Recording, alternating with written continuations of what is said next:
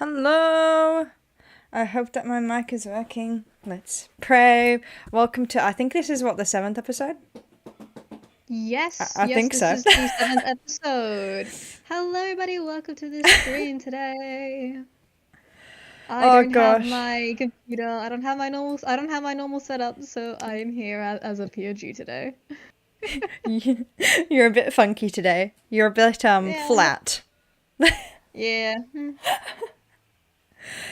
Oh well. I almost muted you instead of unmuting myself, so I was like, oh fucking.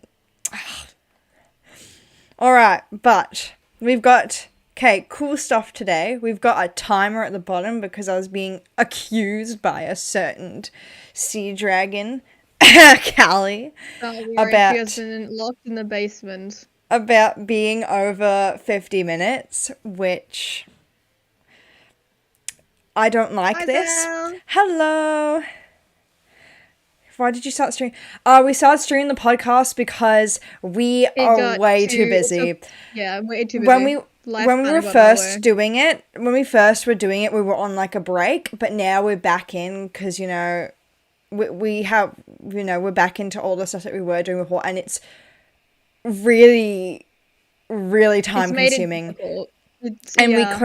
we couldn't set aside time to record, study, and all of that for it. So it's easy to just have one weekend to put the notes together, and the next weekend just live stream it. It's way quicker. Hello, Lucy. You're not late. We So haven't really Lucy, started like, yet. we literally just started.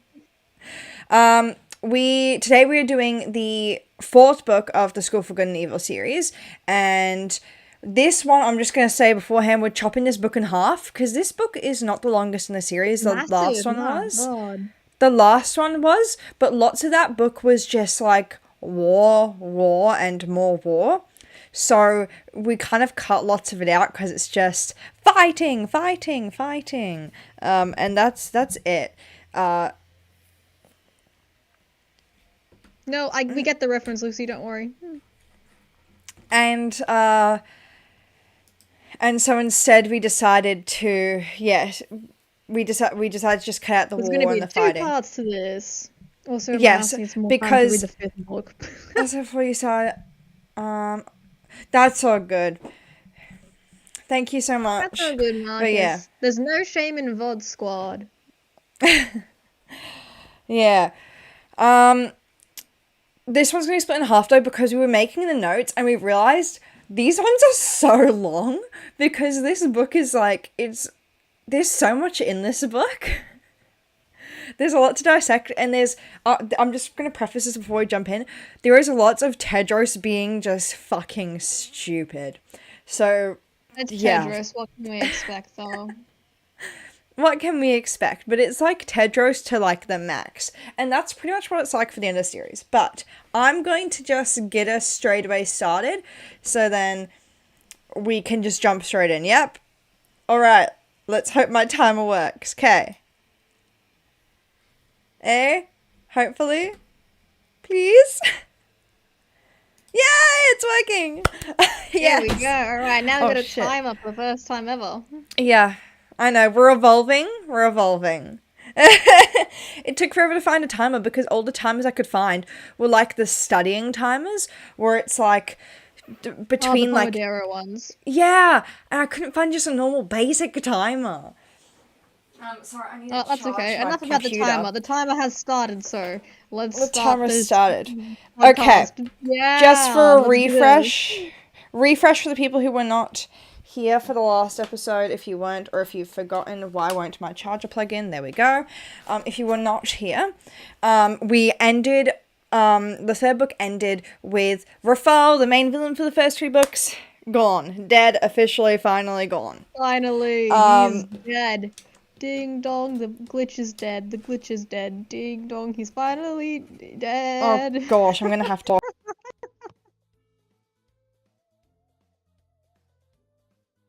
Oh, your mic sounds very different. Weird. No, now you sound fine. She's back. She's back.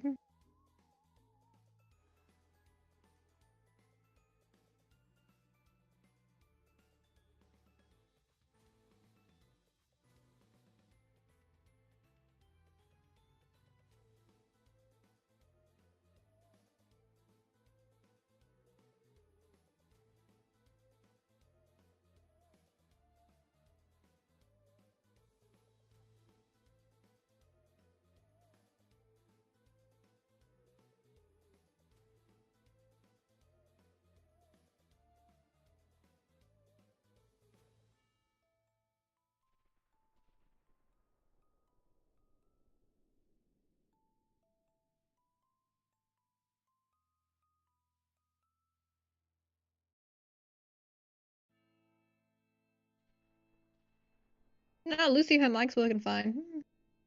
But no, yeah, it's Agatha was forced to like make all the wedding preparations. She's forced to memorize the names of all these guests because they're all royalty, and she doesn't want to seem rude by not knowing their names. And everything is just on Agatha's shoulders, and Tedros has to do next to nothing.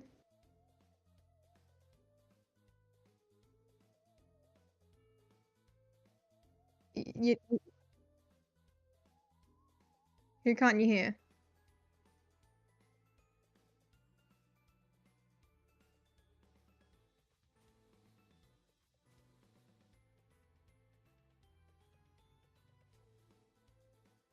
Aspen. Oh no. What do you mean you can't hear Aspen?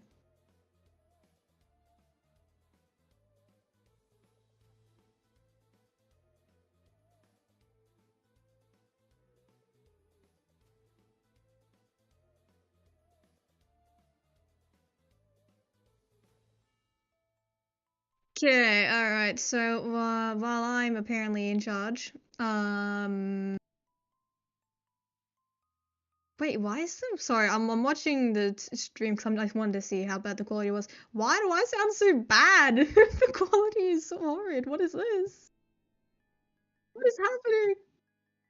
Yeah. Okay. Now. Hello? Can we hear her now? I think I'm back. Please? Yep, we can hear you. We Yes! can hear you. You're back. Hurrah! No, she's back. Yes. Okay, cool. Starting the timer back again. I'm going to repeat what I just said. Very quick words. To me, it just shows how toxic of a person Tedros is, because he's literally... First book, Agatha would not care about learning all these names and all the stuff. She has convinced herself because of Tedros that she needs to like prove herself to these people. And first book, she'd be like, fuck off. Absolutely. She would not give a shit. But yeah, and also, once again, in the first book, they're 12. In this book, they're 16. They're getting married at 16, bro. They're being forcibly married at 16. Also, he can be king and she can be queen. That's fucking ridiculous. Also, it's ridiculous that a 16-year-old can be king. What type of 16-year-old teenage boy is mature enough to be king? None of them, especially not Tedros. But yeah. So I'm sorry, but this toxic man, I'm honestly just gonna say I don't even think his bisexualness can save him from this toxicity.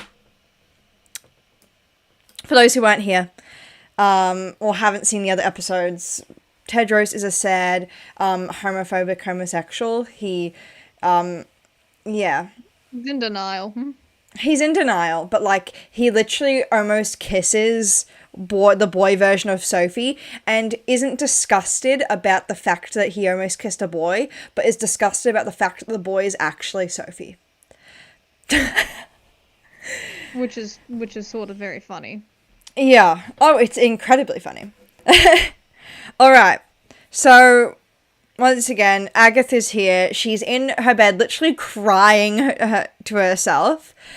And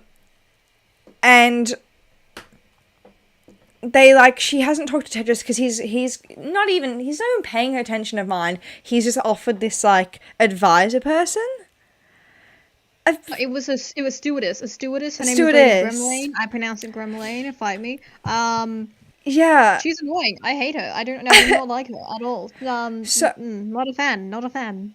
So yeah, whilst they're dealing with that and Agatha's having that crisis, another crisis is going on in the Kingdom of Camelot, which is in a state of collapse because of course. It turns out that King Arthur left his son a beautiful parting gift when he died, and he passed, aka his horrid advisors, who passed really bad laws, which basically just makes the rich more rich and the poor more poor. That sounds like just average reality to me, but whatever. I would be silent. But yeah, so everyone who was in the middle class is now in poverty and poor and on the streets, and everyone Because, who was again, previously of course. rich is showering in gold. They're Scrooge McDuck diving into his bin of gold coins. And Tedros, because he's stupid, is like, it's okay, everybody. When I become king, I'm gonna stop homelessness. I'm gonna revoke these laws, and everybody will be happy again. And guess what? He does fuck all. He does nothing. Because he's Tedros. He doesn't do anything. He's I mean, like, technically, he's not king yet. He said when I'm... In his defense. He I said when I'm king. promise. Yeah, but like, he's kind of standing king. We'll get to this in a second, but let's just say his coronation didn't exactly go as planned. And I am not even mad about it. So, yeah, everyone's pissed at Tedros. Well, I was not... Dude, you're glitching out real bad. Dead. Oh, hell no. Are you good there? No. Oh, my internet cannot be You doing might have like to this. rejoin. It's like those No. memes that came out during COVID. With the bad Wi-Fi connection. Not the bad Wi-Fi. Am I back? Am I back? Hello? You're back. I can hear you again. Yay. Oh, I'm so sorry. This is I hilarious. have no idea why, but my internet for the past 3 days has just been absolutely crapping itself, and I don't know why. It's fine, but it Is it like really like hot or super cold where you are right now? No. Damn, because sometimes the weather like fucks with the internet. I know one time I was somewhere, I don't remember where I was, and it was like scalding hot, and like everything shut down. I was in the middle of doing work, and like everything shut down. And I was like, well, that's fucked. Now I have to go home to do work and not sit at this really nice place to do work. Anyway, Wi-Fi is shit. Anyway, it is. But yeah. But it's also how we do a lot of things these days. Yeah. So now we get back to our little thing before. 6 months ago, Tedros once again doesn't fucking think anything through, and at his coronation, working brain cells. At his coronation, against what Lady Gramlane said, he decided to reintroduce his mother Guinevere and his father's ex-best friend to everybody. So basically he went up there and said, hey guys, remember my mum who was dead? She's actually not dead. She's been hiding away for the last several years and basically banging my dad's ex-best friend. Great. Yay. Yep. Dumbass. That went through. What? Yeah. Like, and for those of you who weren't aware, King Arthur kind of put like a what was it? He put a bounty on Guinevere's head, and Lancelot's as well. Yeah, it's ridiculous. And he just reintroduced those bounties to the entire kingdom. Yeah, like a dumbass. But yeah, so obviously, yeah, that's I just that to me just proves who Tedros is entirely. Don't go telling anybody about what's happened between your mum and your dad's ex-best friend. Your dead dad's ex-best friend. Leave it until later. We'll deal with it later. Hi guys, here's my mum and my dead dad's best friend. Like, idiot. Like, what could possibly Idiot. go wrong? The whole kingdom totally wouldn't start rioting. Right? Never. I can't imagine that you'd even suggest that would happen. But yeah, so that was already bad. Everyone's always like, bruh, what the fuck? And then basically Tedros is about to get coronated, and to seal his coronation, he needs to pull Excalibur out of the stone. For context, so he goes... King Arthur left in his will or something For Yeah. Tedros to become king, he has to do something that I did to become king. He has to pull Excalibur from the stone. And Tedros' cocky little ass went, "Huh, that's it? I just gotta pull Excalibur from the Easy, stone? bro. Easy, bro. Easy, So bro. he. Easy." So, and So he. his cocky little ass takes Excalibur and he just jabs it into the wall because it's made of concrete, hence the stone, right? He jabs it Yeah, into the wall and he tries to pull it out, thinking it's gonna be so easy. That shit ain't budging. bruh. Like, and that shit ain't and moving. I loved this quote here. The sword seemed to wedge itself deeper into the stone archway it was lodged in. Bruh. The sword really said, nope. It said, "Not today, bitch." It's like, this is But what you yeah. get for not listening to Merlin, you So dumbass.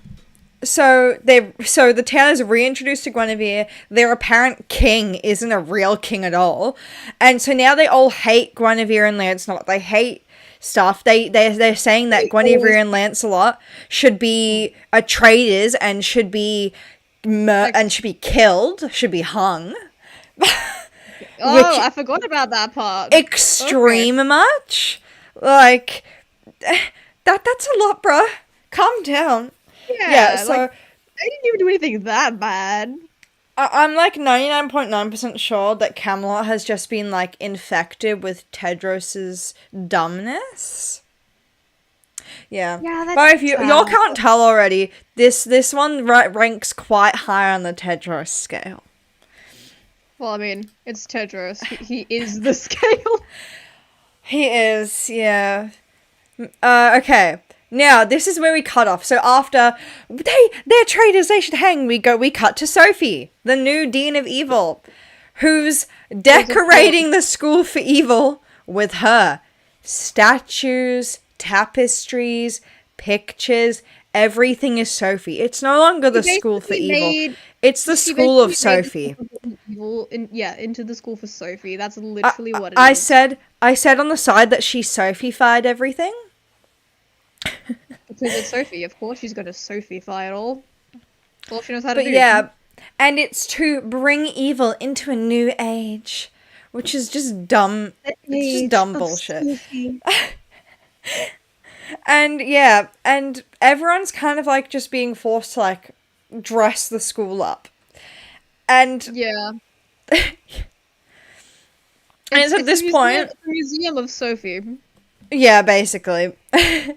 And then at this point, Professor Dovey, or Clarissa Dovey, as I don't know why I never noticed that, yeah, but I only just noticed when we were making these notes. Her name was Clarissa.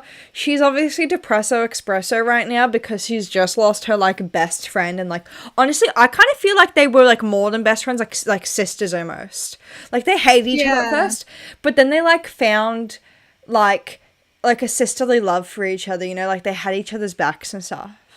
Like literally, yeah, like, they were always there for each other. I feel like even before they were friends, they were still always there for each other. Yeah, because nobody quite understood the positions that they were in. Yeah. And you know, literally, Lesso went out of her way to save Dovey, and then she dies, and it's like, ooh. It just really hurts because, yeah, like, if you, like, losing a sibling, horrific, terrible, I would never want that. And it's like, that's basically what's happened to Dovey. So she's really just, like, depressed in this one. She's kind of is for the rest of the series, honestly. Yeah, she's kind of like this for the rest of the series, which is kind of sad. Yeah, she's just like, oh, fairies and rainbows and fairy godmothering, and more like, everybody's dying. Why does my life fucking suck? Yeah, that's pretty much the progression of Dovey's life at the moment. But yeah, she marches in and is like to Sophie, what the hell, dude? What the fuck is up with this place? Yeah, she's like, what did you do? Like, this is really weird. And then Sophie looks at her and says, well, it doesn't matter because there's no schoolmaster anymore to, like, stop me from doing this. I'm not doing it. That's how that works. Got a mouth on you. And then Dovey looks Dofi? Dofi? Who is Dovey. Dofi? Dovey. Dovey? I'm really fucking tired, bruh. Dovey Oh, looks Sophie in the eyes and is like, well, that's gonna change. And then it cuts off and we cut to the next chapter, the next scene, with Hester, Anna, Dylan, Dot, our favourite rich coven. hell yeah. And in the next few books, I love it because we finally get just Hester, Anadol, and Dot. And we get, like, a fair bit of them as well. Because they're, like, doing a whole bunch of... They're doing their quests. Because basically, at this point, Sophie and Agatha's original year... We should explain to chat what the quest is. So, basically, you attend the School for Good and Evil for, like, for 3 years. Yeah. And then you graduate. But in order to graduate, you must complete a quest. And that's where the fairy tales come from. So lots of those quests become fairy tales. Or sometimes you can also have fairy tales that happen after the quests. Like Cinderella. Hello, Agent! Agent, welcome to the stream. Welcome to the podcast. We have got 30 minutes left. Oh, jeez! But yeah, so they're... Basically, the quest that they've been sent on by Dovey is to find a new schoolmaster. So they're going out and they're interviewing a whole bunch of people. I lost it. What? What? Agent in the chat. Okay, just ignore him. Anyway, continuing on. That's what we were saying. So yeah. Schoolmaster. They explicitly show us the witches interviewing I think what was the King of Peas? Yeah, the King of Peas. I think it was something like that. Something like that. And they're interviewing this guy. He's sort of like sucking up to them, and they're like, "Oh yeah, we'll definitely like come back to you, whatever." Dude, you're glitching again.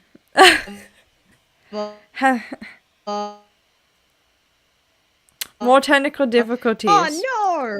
My connection is cut. Let me back into the building. Am I fine?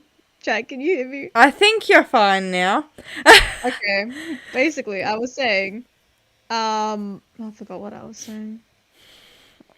Basically, they were absolutely prepping on this. So basically, to his face, they were like, "Oh yeah, you're like the perfect candidate. We'll definitely consider you amongst the others. Yeah, you're totally amazing."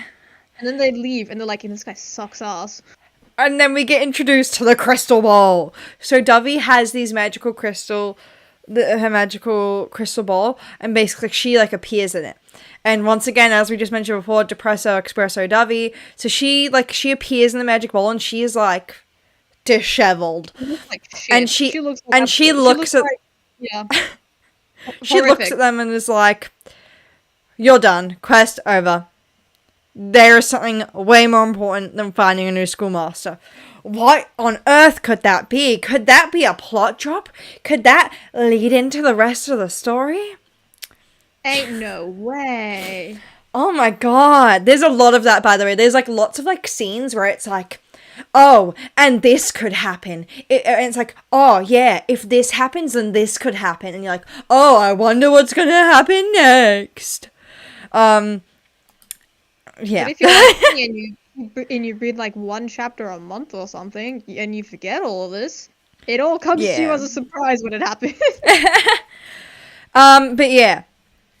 I've read all of these, by the way, so I actually know the conclusion. I don't. Moona has not. So there's going to be a few things that I'm going to say. I finished Crystal Glory. I'm up to Crystal of Time.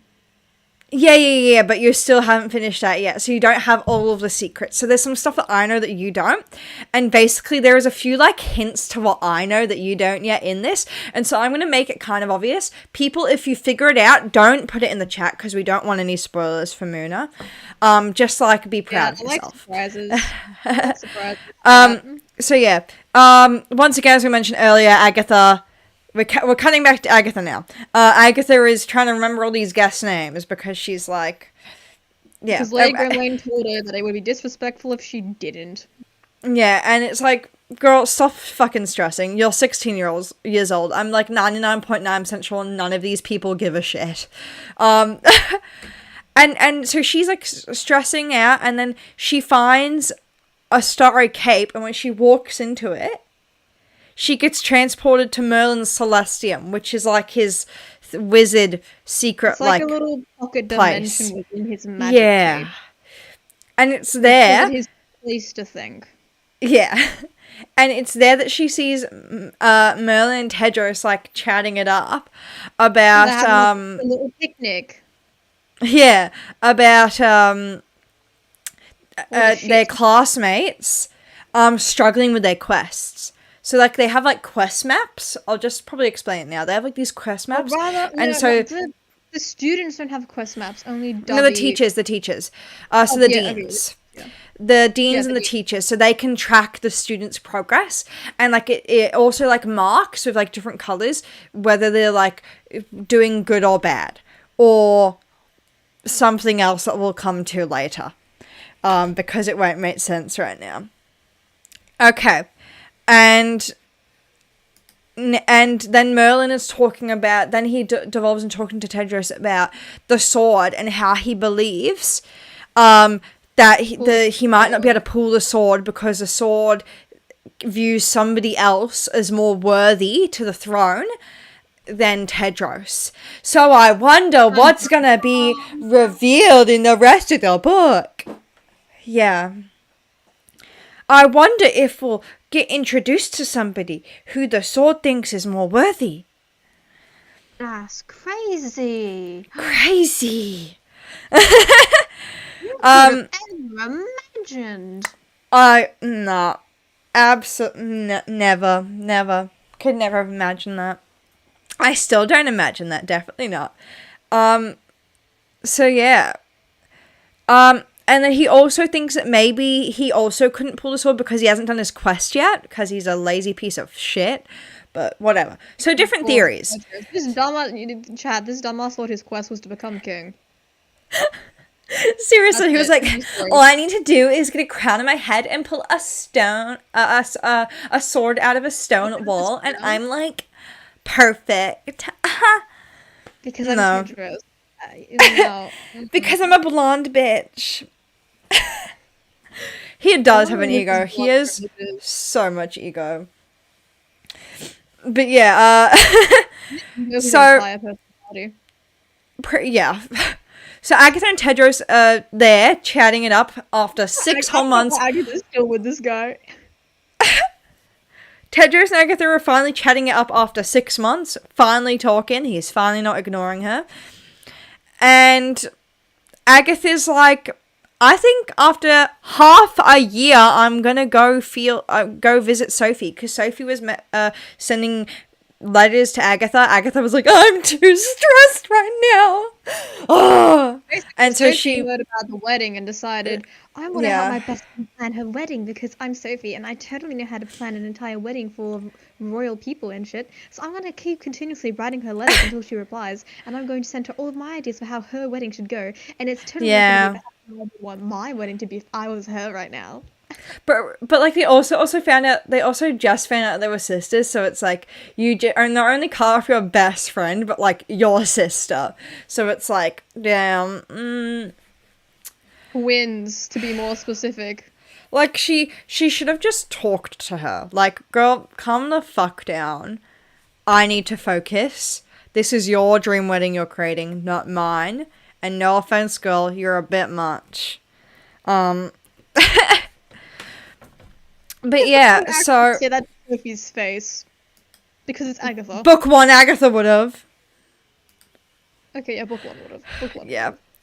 And here's where we get to it. So I'm going to go through this part because I know what happens. And so I'm going to leave some subtly clues. I'm just along for the ride at this point. Okay, so at this point we cut to Avalon.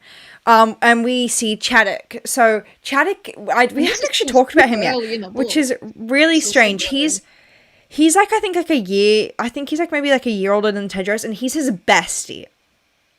Is he a year older or a few months older? I don't fucking know. He's something. No, it's a few months. A few months. So, Chaddock somehow enters the gate to Lady of the Lake's domain, which is strange because before this, it was only meant to be something either the King of Camelot or Merlin could do. In the previous book, they were able to enter because Merlin was there with them. And in this book, something later happens, and it's because something happens with the Lady of the Lake, which we'll talk about in a couple of minutes. Yes, 24 minutes. Whew! But yes, somehow Chaddock has managed to enter the Lady of the Lake's domain. No clue. It's, yeah, potentially something we find out about later, how he was able to do it. But yeah, so he gets in there, and all of a sudden he is attacked by a masked, like, thing. And it comes out of him, and it starts, like, shanking him. Then we cut to 2 weeks prior. There were lots of cuts here. And, he's deciding... Climb jumps in this book. Yeah, he's deciding to deviate from his original quest. And discovers how a whole bunch of his classmates are failing their quests. And how there's a whole bunch of, like, attacks happening to different kingdoms. And lots of just crazy shit is happening. And then it cuts back to him being attacked. So he's being attacked, and he's like, he's trying to rush and escape. So he's like bleeding out, and he's like trying to like hold in his blood, and he's like rushing, and he rushes to where the Lady of the Lake is standing. And he stands, and he's like, I'm a knight of Camelot. Save me, please. Save me, protect me. Because she's meant to be a protector, you know? That's what she's meant to do. And she looks at him. She doesn't even look at him. Looks around him at the dude who's trying to kill him, and then smiles at him. And then it cuts off. And then he dies. Anyway. Yeah. So it's insinuated that he dies, and we find out he in fact did, because this was talking forward with the quest maps. I think, yeah, Dovey shows Sophie her quest map and shows her how a whole bunch of them are failing or dying on their quests. Lots of them are dying, and it focuses in on Chaddock's name, which is like dripping with like a red blood, signifying that he's just been freshly murdered. And then Dovey also goes on about how the story just isn't working. Last 6 months, not a single word has been written. And if you weren't paying attention, the historian is the thing that writes all the fairy tales. It writes all the books. It writes the books that we're reading. And everyone's basically like, what the fuck? Why isn't the story working? And so... Because Agatha and Sophie, anyway. Agatha and Sophie. And some of the quests are showing that they're no longer applying. For some of the people, though, that are alive, like it's coming up in a colour that basically represents the colour that quest isn't their quest anymore, that they need to divert from their quest. And at this time, Agatha sails in on a ship, and the historian begins writing a new tale. So they rush to see what it's writing. Again, Agatha and Sophie, anyway. And it writes of a snake planning to take down a lion. And then it mentions these names, aka the quest crew. Okay. Sophie, Agatha, Hester, Anadil, Dot, William Bodgen, is that how you say his name? I don't freaking know. Well, I've been pronouncing it Bogdan. Yeah, that sounds better. And then unexpectedly, a first year from Gavaldon, a reader. Readers are the people who have come from Gavaldon, like Sophie and Agatha. So Nicole, she's a first year, and somehow she only first year, and wait, was William also a first year? No, he was. No, No, he's not even in the school. Who was he? He's like a not a servant. He's like the guy from Camelot, I think. Oh, yeah. And then Nicola, who's a first year. And then Hort just tags along, even though he wasn't written in it. But they all... Because it's Hort. It's Hort because he had a big fat crush on Sophie. And I still feel bad that she, like, rejected him. Because, like, he literally, like, made himself look beautiful for her. But, yeah, Sophie kind of told him to get scarfed on multiple occasions. Yeah, when they first met, he was just like, oh, hell no, this guy ugly. Yeah. But, yeah, at this point, they hop on the huge... What's the name of the bloody ship? The Egrain or pay whatever. attention to- Yeah, the Igraine. The Igrain. It's a ship. It probably like is like symbolic of some other like ship in the past. I don't know. I don't really care if anybody knows anything because they're weird and they just have information. Let us know. Type it in the chat. But yeah, they're sailing and Nicola, absolute boss bitch. She saves everybody from a raging storm because she just like is like she's a super genius because like she's studied because she's a reader. She's studied like every text and she knows it like the back of her head, and she's incredible. Oh, we should Amazing. probably tell Chad about this. The School for Good doesn't want Nicola, and the School for Evil doesn't want her either. Yeah, she just rocked up and neither of them want her. Well, the teachers want her because, you know, she's there for a reason. But the school building itself does not want her. It doesn't let her in anywhere. It's like, nope. And when yeah. I think Sophie when Dovey dragged her to the School for Evil, like, this girl's ridiculous. She's destroying my school. Sophie, you take her, right? Sophie gets fed up with her after like a couple of hours, I think. Tries to drag her back. But the magical barrier doesn't let her go across the bridge. Bloody magical barrier. I just... part of me feels like the magic barrier is just taking the piss at Sophie. Because, like, it feels like something... Because it's a sentient barrier, and it just feels like something that would do. But yeah... So, then we get, we have 17 minutes, so I'll go through this part really quickly, because we get a bit of story from Agatha. So, we actually learn that the Lion and the Snake mention the story and actually comes from a fairy tale that's exclusively told in Camelot. And it talks about a lion and a snake who both, like, put their claim up for the throne. They both believe that they had the right to the throne. And an eagle as well. And an eagle says that he used to be the one who will choose who will be king, and he gives them like a question, and he asks them if he would be whether he would be subject to the kingdom's rule. The lion says yes, but he would be given protection.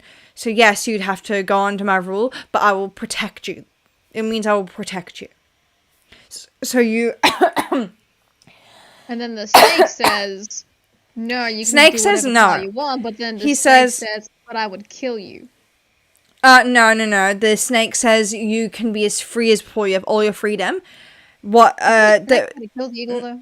No. The eagle chooses the snake. He becomes king, and then that night, all the eagles were attacked because they were given freedom and they weren't given any protection. So there were people who came and killed them. It wasn't I misremembered. Yeah, I just remembered the eagles got killed. Yeah, the snake did not have a problem with this. He said they got their freedom, that's all he wanted. And the lion is like, no, that's incorrect, that's unmoral. You should be protecting the people that are choosing to live under you because they are giving you the ability to rule. You should protect them. I am? That just could be my connection again. Yeah. Nope, it's my connection. Bye, chat. I'm glitching out. Bye. And then the lion, therefore, kills the snake. And the lion kills the snake, and the snake is like, you can kill me now, but I'm gonna come back, bitch, and I'm gonna take the crown back for myself. We'll see when Moona pops back in after technical difficulties. No, I'm back, I'm good. You're back? Hello, I'm alive. Okay. I just went through the end of that story, but the group decides, after hearing the story from Agatha, that Tedros is the lion. Crazy, right? It's almost like it's the national animal of Camelot. And the snake is going to be represented by a different person who we still don't know. I wonder if we're going to figure out who they are. Damn, I have no idea. The group, so they then decide that they're going to go to Avalon, which is where Chaddock was, to try and figure out more. So they traveled. Also the snake, the snake person they have divulged is the person who was attacking the neighboring regions of Camelot, but they're not actually attacking Camelot itself yet, which is very strange, and they still don't know why. So it cuts to them reaching Avalon, and we meet know why, because we've never heard. quote-unquote suspicious beaver as a tour guide. And he's like, hi, I'll tour guide you. That was the most Callie voice. Oh my god, I got scared for a minute. Yeah. I didn't like Callie. And they're like, this is kind of sus. But then he's like, oh, I met Chaddock. And they're like, good enough for us. You know Chaddock, we know Chaddock, easy. And, bruh, naive? Naive, you know Chaddock's dead. This isn't suspicious at all? No. Yeah. And at this point, they find out something about the Lady of the Lake from this beaver. I think is Ajubaju or whatever. I didn't even bother pronouncing. We're just gonna call him the beaver. I'm not gonna. The beaver. He's got a really weird fucking name, and he tells them that the Lady of the Lake is actually cursed, so she has infinite magic. And she's immortal. However, she is cursed to lose all of her magic and all of her abilities and her immortality if she ever kisses a boy. I wonder what's gonna happen. That's a weird lore drop to be happening. Anyway, but yeah. So they go to the Lady of the Lake. They actually see Chaddock's. They actually find a puddle of blood first, and no body. But then, obviously, what you do? You follow a trail of blood. So Agatha and Sophie follow this trail of Chaddock's blood, and they find a parchment on it that has Camelot's seal, but it's like it's in like a pit of snakes, basically, like in a pile of snakes. And because that's totally not ominous at all, considering the lore drop of that really old fairy tale we just heard a minute ago. They also notice that also in the pile of snakes is Chaddock's moved corpse. Yay! So he's got his hand on this ladder, and the snakes are like over his dead body. Quite literally. Great. Fantastic, bro. Does anyone know how to speak snake? Calling Harry Potter. I think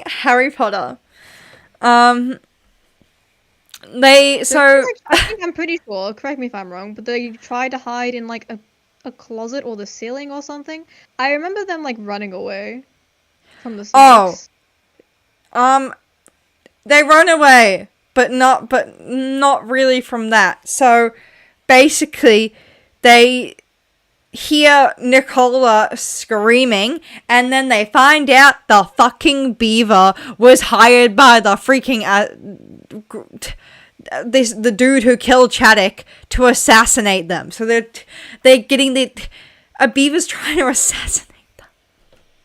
It's the dumbest shit ever. How that was that really confused me. How is a single beaver supposed to assassinate a group of kids? Let alone that's the kid? thing though, like he's like an OP beaver. Yeah, I don't really Tedros is in the fucking closet. Of course he is, it's Tedros. Beaver assassin? Yes. But yeah, so he's trying to fucking kill them. And so they attempt to like call out to the Lady of the Lake for help, but they hear silence. And so then Sophie and Agatha decide they're gonna fucking swim toward. They see this like figure in the distance over like this pool of water. So they decide they're gonna like swim to it. Agatha starts like fucking really drowning as if she's getting dragged in, and Sophie is like walking on the water. So I'm just gonna say it now. You've got it reversed. Sophie was practically drowning. Agatha was floating. In my notes it says the other way around. Anyway, Agatha is School for Good and Evil Jesus. Well, these notes say it's Sophie, so that's just what I was going off. Okay, so I thought the same too. I was like, oh, I thought that was Agatha, but then I was like, I'm too lazy, and I don't actually have the physical book to check. So let's just go with Agatha because that does sound more like it. So yeah, Agatha is a School for Good and Evil Jesus. walking on water. Yup. And yeah, she reaches this silhouette. It turns around and it's like this like crippled old lady. But she has the same voice as the Lady of the Lake. I wonder what happened. She then reveals that she kissed the fucking snake and let Chaddock be murdered because the snake had Arthur's blood. And her loyalty is to the King of Camelot. Wow. Crazy. Am I right? Never But yeah. seen that So they then run away from the snakes, and yeah, crazy shit happens. They run away, and then they find themselves back on the boat, and they contact Dovey through the crystal ball, and they decide to go to Jaunt Jolie, which is like, that's the pirate one, isn't it? Yeah, this is the pirate place. No, but it got taken Pirates, pirates. And over there, some of their classmates, including Beatrix. I used to hate Beatrix was awful in the first book because she was a fucking bitch, but in the later books, she gets better. Yeah, she was awful. I did not like Beatrix. Yeah. Second book, she gets a shave and like a talking to, and she's like evolved. She full on was just bold. But yeah, so Beatrix, they decided they're gonna head towards Beatrix, and I think there was like a small other group that was there. I can't remember who now, Beatrix, but she's the most Kiko, important. Someone. Kiko.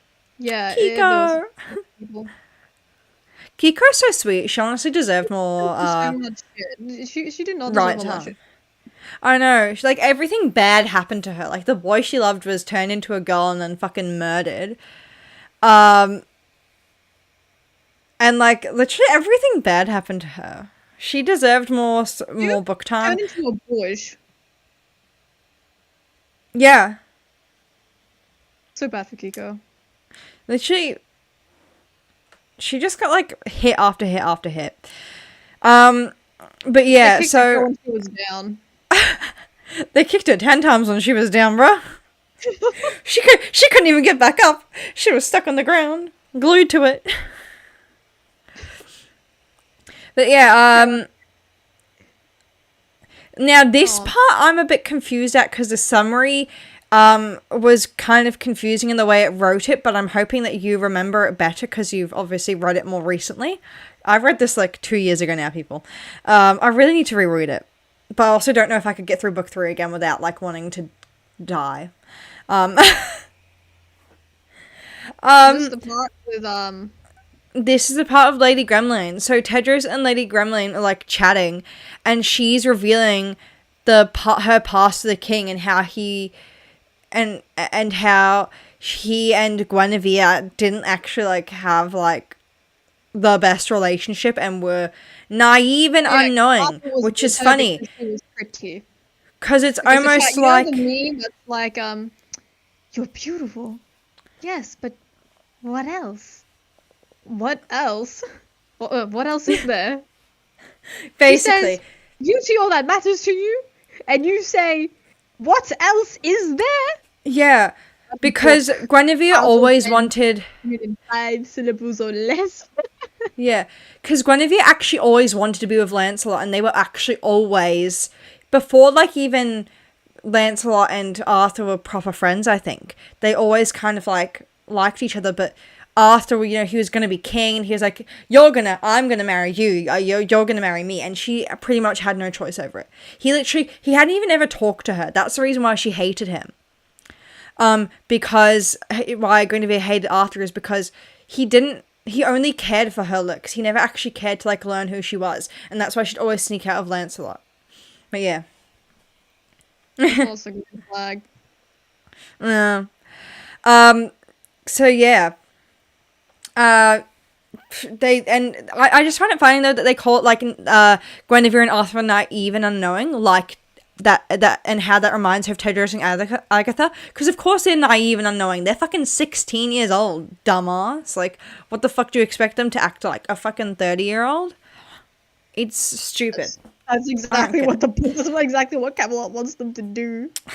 16? How dare you be 16? You're only 16, but you have to act like you're 100 years old. Yeah. That's basically anyway. Basically the people of Camelot. Anyway. They're, yeah, idiots. But yeah. And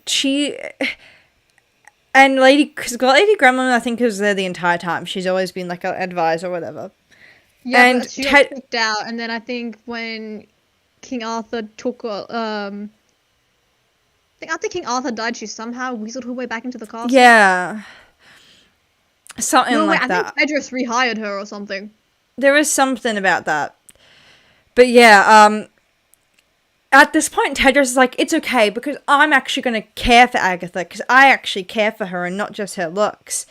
Sure you do, buddy. And I promise, I promise to always, to actually take care of her, and not be a dickhead like my father.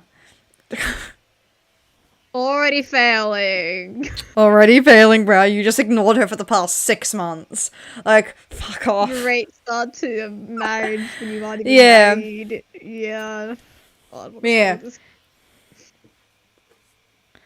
And then, at this point, anyway, Guinevere, Merlin, Dovey, and Lancelot fucking break into the castle, and they're like, hi, again. bitch. Oh, no. You didn't cut out, did you? I don't think you did. You on my end you did, so I assumed I did.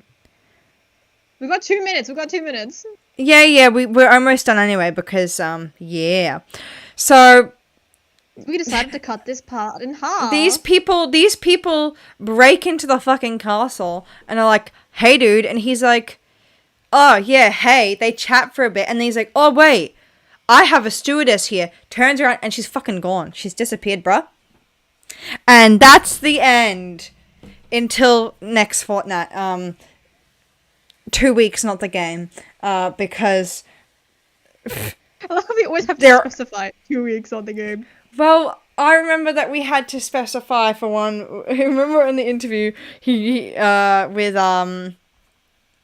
Eric Law, he said for us to make sure we explained it because Americans are idiots. Basically is what he said. Oh gosh. But yeah, so we're leaving it here because there is simply not enough time, because there is still like 3 more pages worth of notes. There is still like 3 more pages worth of summary notes. There is so much. But yes, so next week is not, here's the thing. We have 2 options, and I was actually going to ask people what they would rather. So either next week we do the second half of this book, so it comes straight after it, or next week we were going to do, originally, if it wasn't cut in half, next week was going to be an episode with Umbra and doing an episode on Transformers 1. So what would people rather? Would people rather do a Transformers 1 episode, and then the week after that? I have your power bank, by the way. Sorry? I kind of love that here. I still got your power bank, by the way. Yeah, I need to go collect that. I was actually looking at it for the other day, and I was like, where the fuck is it? And it's like, I don't know. And it hit me, I was like, oh, fuck. Transformers 1? Cool. Transformers 1. First person to respond. You've got your wish. 1. I'm just going to end the timer now with 26 seconds left, because I don't know how loud the timer is. I didn't check, and I'm worried. I probably should have tried that beforehand, but whatever. Okay, so cool. We're going to do Transformers 1 next week. Week after that, we'll do part 2 of this. Sorry, no. Fortnight. Next fortnight. 2 weeks Transformers 1. 4 weeks. Next half of this book. But yes. So, on the Tedros scale, this book ranks 12. It exceeds the scale. Because this book, the only saving grace is the few scenes that we get that don't include Tedros. Every scene that includes Tedros, or even Agatha, it just like makes me so frustrated, because I'm gonna be honest, I kind of miss book 1 Agatha. I'm gonna be real. Yeah, she did not take any shit. He changed her ever since they got together. She's changed the way she acted, and it's like, I want my boss bitch back. you know? So yeah, that for that reason. Because like Agatha's always stressed, she's always worrying about Tedros, he doesn't seem to care for her. She's going out of her way for him, and Tedros is just making dumb decision after dumb decision. Yeah. And even when she did, she made sure to put the benefit of everyone in front of just Tedros, and it's like I see Agatha slowly slipping away. Now, that's the final verdict. 12 out of 10 exceeds the scale. Tedros sucks. We hate him. If you guys do have any other, before we finish up, if you guys have any other, we're running out of ideas. We have a whole bunch of ideas of stuff to do during like Halloween time and Christmas time, but we're running out of ideas to do for. We have not been plugging the Patreon page. Yeah, that's what I was about to say. If you guys have, I've forgotten to check it. That's why I'm saying it right now. The Patreon is in the description, so if you guys, it's for free. Literally, we have a chat there, and it's just so we can keep everything in one place without like having like a huge big chunky server. It's just quick. Just literally drop if you have a game, a book, or a movie that you want us to go over that you like. Tell us, name it, and we'll do it. Because we're running out of ideas. We have some ideas, but we're slowly running out, and some of them that we do have are going to take a long time to prepare for. So go do it. Leave it in the comment. Also, go watch everyone else's channels for Eternia V. We're all linked in the description below. Go follow Moona if you're not, which if you're not, what the fuck are you doing? If you're not already subscribed to Espen, what the fuck are you doing? You just listened to this entire podcast. Make sure you guys smash Callie, that like button, Blookie, subscribe, and make sure you turn on that notification bell to be notified when we upload videos in the future. How the Americans do their freaking endings like that. I don't know. Yeah. And they go into like action movie mode. Yeah. You did that really good. I forget how good of a voice actor you are. I'm not that good. Didn't you used to be able to do Hermione Granger? I used to be able to do a Hermione Granger voice. It was fucking sick as hell. It was specifically movie 1, like child Hermione Granger voice. I don't know if I could do it now or if it would even sound that good on the audio because... Well, I don't even watch Harry Potter, so you're fine. But yeah. Go watch everyone else's channel, put stuff in the Patreon. That's pretty much all we have to say, really. Thank you guys for being here. Thank you, Agent, for spamming the chat with every little thing you could say. It was very amusing. Indeed it was. And thank you guys for coming along. Sorry I couldn't be here with my actual face today. If you missed it at the start, my computer is getting cleaned because it's dirty. It needs to be cleaned. I don't know when I'm getting it back. I'm gonna get it back next week, so hopefully I should be back next week. And we've figured it out so we can finally actually have each of our VTubers on separate screens. We just need both of our computers to do so. Yeah. So yeah. In a fortnight with Umbra actually. So that would be cool. Does Umbra have a character yet? What do you mean? Or will Umbra have to be a Fugi? We'll have him as a Fugi in the middle. I'll tell you how we set it up. I'll tell you how we set it up in a minute. Moona, I'm sorry, what? What did I say? But yeah. Computer's getting cleaned. What do you want me to say, mate? Huh? I'm confused. Can't help the fact that your computer's getting cleaned. But yeah. So next week it'll be, I still actually haven't even met Umbra yet, so we should probably we should probably do that. Oh my god, you haven't. No, I haven't. It's like, hey dude, you want to do this? Cool. Let's not talk till a week before. Yay. Yay. But yeah, I think that's it. Thank you everyone for coming, and we will see you in a fortnight, hopefully, if you can come, and if you can't, watch it afterwards. There is never any shame in VOD Squad. Absolutely no shame. You haven't seen Harry Potter? Oh, jeez. Yeah, I have not seen Harry Potter. How did you misspell both words? That's the real question, Agent. That's the real question. Alright, I'm gonna cut to our ending screen. Alright, see you all. See you all another time. Bye. Bye-bye. Bye. Make sure you subscribe to everyone in Eternia 5. Adios!